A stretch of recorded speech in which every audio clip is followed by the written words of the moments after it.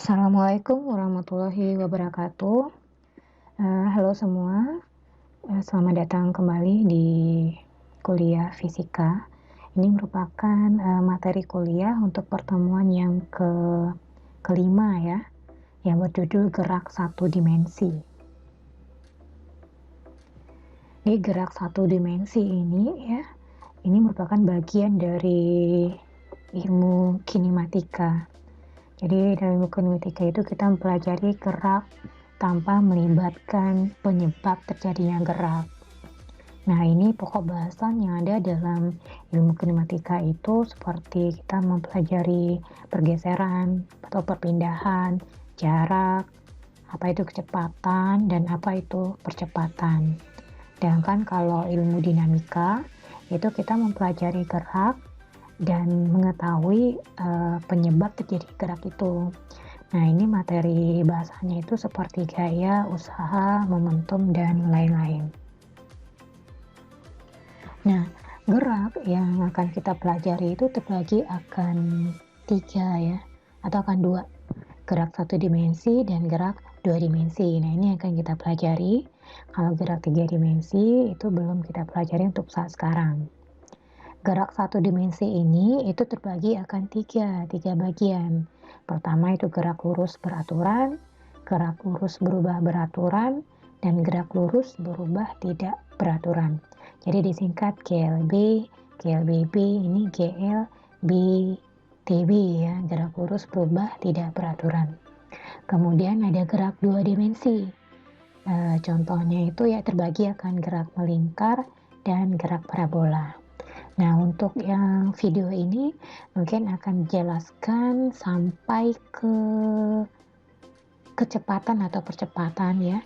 Sedangkan kalau untuk gerak lurus beraturan dan GLBB-nya itu nanti akan Ibu bagi ke video berikutnya. Nah, gerak satu dimensi. Apakah gerakan satu dimensi itu? Gerak satu dimensi seperti ini. Contohnya ya. Jadi gerak satu dimensi itu adalah gerak pada lintasan yang lurus. Nah, jadi pada gerak satu dimensi itu nanti akan terbagi menjadi 2 arah ya. Ada arah positif dan ada arah negatif. Ya, misalkan ke kanan ya, ke kanan berarti nanti nilainya akan positif. Kalau ke kiri arahnya berarti nilainya akan negatif. Nah, jadi di sini dalam gerak satu dimensi ini kita akan melihat apa itu kelajuan, apa itu perpindahan, kecepatan, dan percepatan. Nah, kita mulai dari perpindahan dulu. Perpindahan ini merupakan besaran vektor. Nah, kalau besaran vektor itu masih ingat ya pengertiannya apa besaran vektor? Besaran vektor itu adalah besaran yang mempunyai nilai dan juga mempunyai arah. Jadi arti dari vektor dia ada nilai dan ada arahnya. Nilai itu artinya ada angkanya di situ. Nah kan kalau arahnya itu bisa ke kanan, ke kiri ya, atau bisa arah ke selatan, ke utara. Nah, untuk perpindahan itu sendiri diartikan dengan perubahan kedudukan benda dalam selang waktu tertentu. Nah, untuk perubahan kedudukan, perpindahan atau perubahan kedudukan itu dilambangkan dengan delta X. Jadi perpindahan itu dirumuskan dengan delta X sama dengan X2 kurang X1. X2 ini merupakan posisi akhir, sedangkan X1 itu adalah posisi awalnya. Jadi misalkan pertama kali si A berada di posisi X1, kemudian si A pindah ke B yang berada di posisi X2. Jadi kutanya perpindahannya di sini adalah delta X sama dengan X2 kurang dengan X1. Nah, perpindahan itu berbeda dengan jarak. Jarak itu termasuk dalam besaran skalar, artinya jarak itu tidak mempunyai arah ya, tapi hanya mempunyai nilai saja. Kalau tadi perpindahan si A berpindah dari posisi X1 ke posisi X2 sebesar delta X dengan arah ke kanan. Nah, kalau jarak hanya mempunyai nilai saja. Jadi arti jarak itu adalah panjang lintasan sesungguhnya yang ditempuh oleh suatu benda. Jadi misalkan benda bergerak dari A ke B. Jarak A ke B itu 5 meter. Dan kemudian balik lagi ke A. Nah, kalau ditanya di sini jaraknya berapa, itu berarti kita harus menjumlahkan A tambah B, AB tambah dengan BA. Berarti ini jaraknya itu adalah 10 meter. Dan kan kalau perpindahannya itu sama dengan 0 meter, karena A itu dari posisi awal, balik lagi dia ke posisi awal, berarti tidak ada perpindahan di situ. Di data X sama dengan 0. Kemudian kita lihat yang besaran yang kedua, di sini adalah kecepatan. Kecepatan itu disebut juga, kecepatan itu juga termasuk dalam besaran vektor, artinya punya arah dan juga punya nilai. Nah, kecepatan itu artinya waktu yang diperlukan suatu benda untuk mengalami perpindahan. Kecepatan terbagi akan dua ya, kecepatan rata-rata dan kecepatan sesaat. Kecepatan rata-rata itu, kecepatan itu lambangnya dengan V ya. V itu sama dengan perpindahan delta X per waktu yang diperlukan per delta T. Delta X per delta T ya. Delta X artinya X2 kurang X1. Kalau delta T berarti T2 kurang T1. Untuk kecepatan itu dilambangkan dengan meter per second. Yang kedua itu kecepatan sesaat. Kecepatan saat itu kecepatan rata-rata apabila selang waktu mendekati 0. Sehingga untuk mencari kecepatan saat ini kita harus menggunakan rumus diferensial. V saat sama dengan dx per dt. Kemudian contoh soalnya. Jika Anda menempuh 200 km dalam 5 jam, ini adalah jaraknya ya, 200 km, waktunya 5 jam, maka kelajuan rata-rata Anda adalah kelajuan atau kecepatan ya, kecepatan rata-rata Anda berapa? Jadi kecepatannya itu adalah data X per T ya, jarak per waktu, jaraknya 200 km, waktunya 5 jam, berarti 40 km per jam.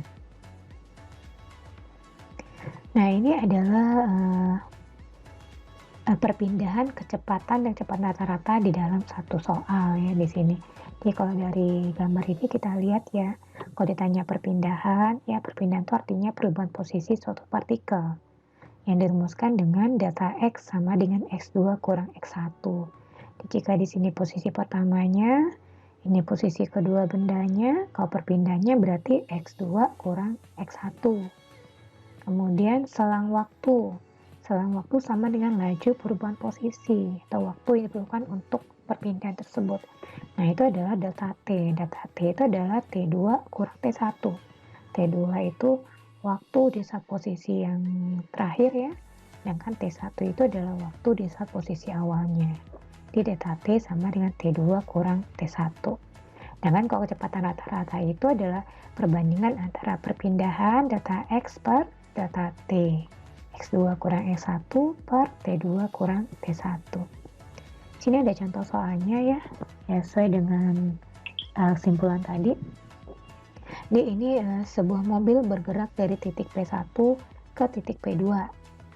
Pada saat X1-nya 19 meter ya dari titik 0 dengan T1-nya 1 second. Dan tiba di titik P2 pada X2. Pada X2-nya 277 meter dengan T2-nya 4 second.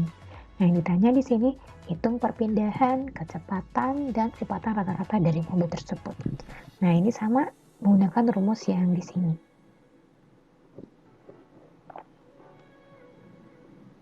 Ya, ini bisa dilihat ya. Rumusnya kita gunakan persis sama dengan rumus yang ada di sini. Nah, kemudian yang ketiga kita lihat percepatan. Percepatan itu terbagi akan dua juga, percepatan rata-rata dan percepatan sesaat. Percepatan rata-rata itu artinya perubahan kecepatan per satuan waktu. Nah, jika tadi kecepatan itu lambangnya adalah V ya, satuannya meter per second. Nah, kalau percepatan itu lambangnya adalah A kecil. A dan satuannya adalah meter per second kuadrat. Nah, ini A rata-rata data V per data T ya. Data V itu V2 kurang V1 per T2 kurang T1. Kemudian percepatan sesaat itu adalah perubahan kecepatan pada suatu saat tertentu, yang mana selang waktunya mendekati 0. Nah, di sini sama halnya dengan kecepatan saat tadi kita menggunakan rumus diferensial di sini. A sama dengan dv per dt. Nah, kita lihat contohnya ya. Sebuah kereta api sedang bergerak dengan kelajuan 30 meter per second. Jadi di sini kita ketahui kecepatan awalnya atau kelajuan awalnya 30 meter per second. Ketika melewati tanda akan memasuki stasiun, masinis memperlambat kelajuan kereta api sebesar 4 meter per second. Nah, memperlambat kelajuan kereta api itu satunya lihat ada 4 meter per second kuadrat ya.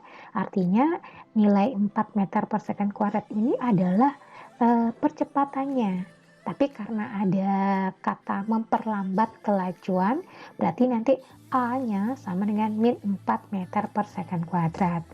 Nah, yang ditanya di sini, hitunglah waktu yang diperlukan kereta api sampai kereta api benar-benar telah berhenti. Delta T-nya berapa? Jadi diketahui di sini ada A ya, ini A. Kemudian ditanya delta T-nya ini, berarti delta V-nya juga harusnya ada ya. Tadi V1-nya 30 meter per second. Nah, V2 atau kecepatan akhirnya berapa? Karena tidak ada dijelaskan di soal, berarti kita sudah misalkan ke V2-nya itu adalah 0 ya. Kita lihat di sini. Nah, ini kecepatan mula-mulanya V1 30 meter per second, kecepatan akhirnya V2 itu 0 meter per second.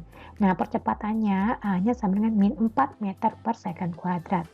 Nah, jadi delta T sama dengan, balikin ya dari rumus awal, A V2 kurang V1 per delta T, itu berarti delta T-nya sama dengan delta V per A, atau V2 kurang V1 per A.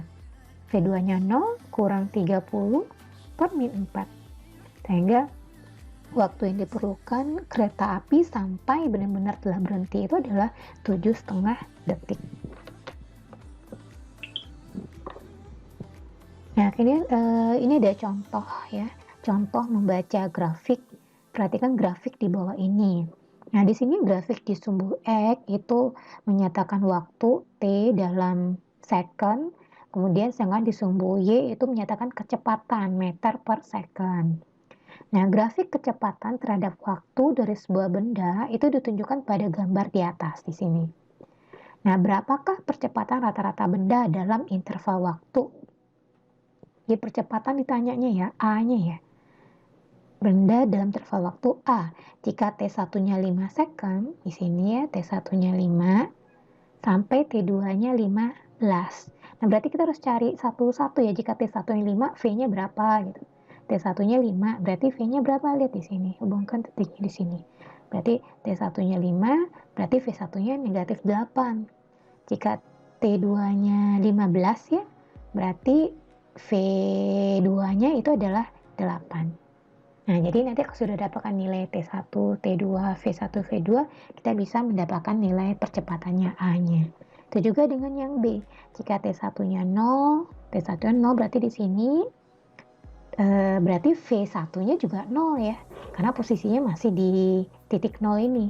Jika T2-nya itu 20, berarti V2-nya adalah, tarik aja garis ke atas di sini yang ada titiknya. Nah, ini berarti V2-nya adalah 8. Ya, baru kita masuk ke rumus A-nya ya.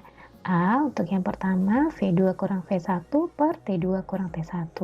Dapatkan percepatannya di saat kondisi ini adalah 1,6 meter per second kuadrat ya, pakai kuadrat ya kalau percepatan. Nah, yang B juga seperti itu. Berarti A-nya adalah 0,80 meter per second kuadrat. Nah, baiklah untuk video pertama ini kita cukupkan sampai di situ dulu ya. Nanti akan dilanjutkan ke video kedua tentang GLB dan GLBB. Baiklah, Assalamualaikum warahmatullahi wabarakatuh.